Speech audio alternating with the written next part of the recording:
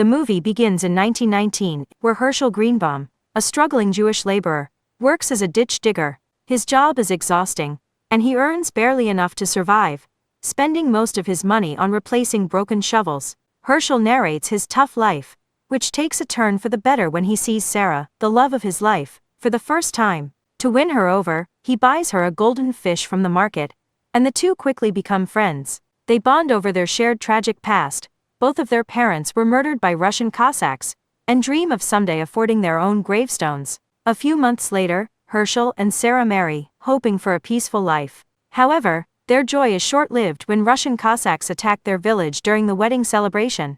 Fearing for their lives, the couple decides to emigrate to America. While life in America comes with its own challenges, including anti-Semitic slurs, Herschel remarks that it's still better than life under the Cossacks. He finds work at a pickle factory, earning a nickel for every 10 rats he kills. Together, the couple saves enough to purchase 2 burial plots, ensuring they can rest beside each other after death. Their happiness grows when Sarah becomes pregnant with their first child. But tragedy strikes when Herschel falls into a vat of pickles at the factory, just as it is shut down for health violations. Trapped in the sealed vat, he remains preserved for 100 years, unnoticed by anyone.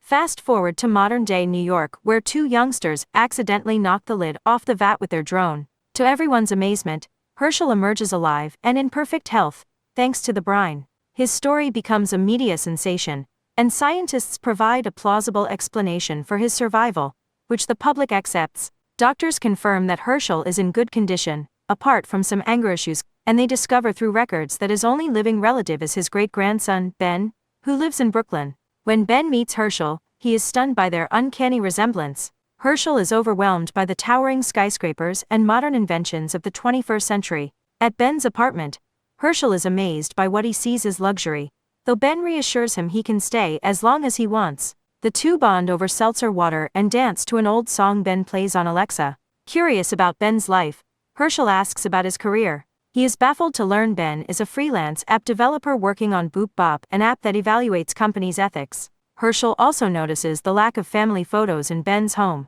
prompting Ben to share a photo album. Herschel becomes emotional seeing pictures of Sarah, and learning he had a son. When Herschel asks about Ben's parents, Ben awkwardly explains they died in an accident.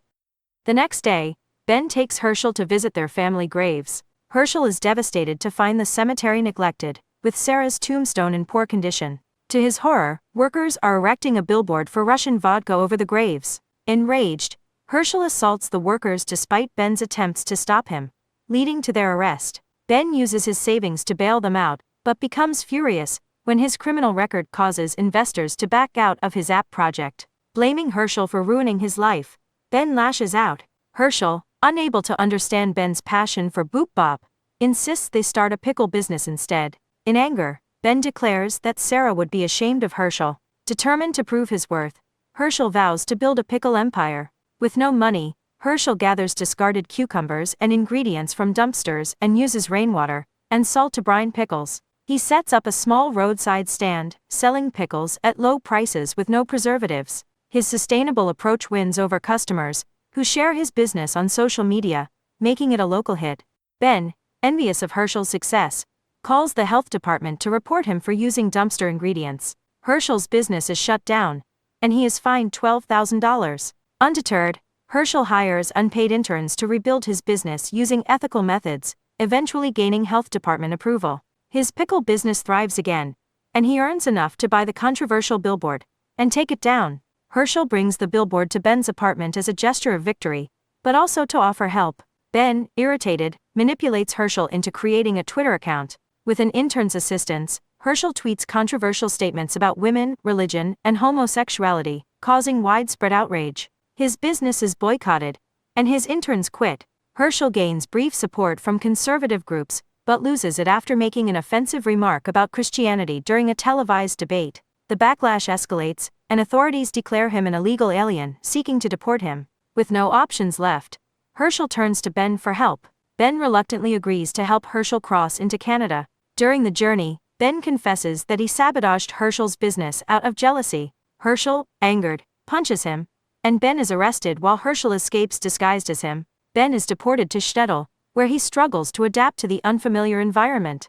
Meanwhile, Herschel finds a drawing in Ben's photo album that reveals Boop and Bop were nicknames for Ben's late parents. Realizing Ben's app was a tribute to them, Herschel feels remorseful. He travels to Shtetl to apologize and reconcile with Ben. The two bond over their shared family history and decide to start a pickle business together, blending Herschel's traditional skills with Ben's modern expertise. In the final scene, they return to Brooklyn, visit Sarah's grave, and pray together in honor of their family.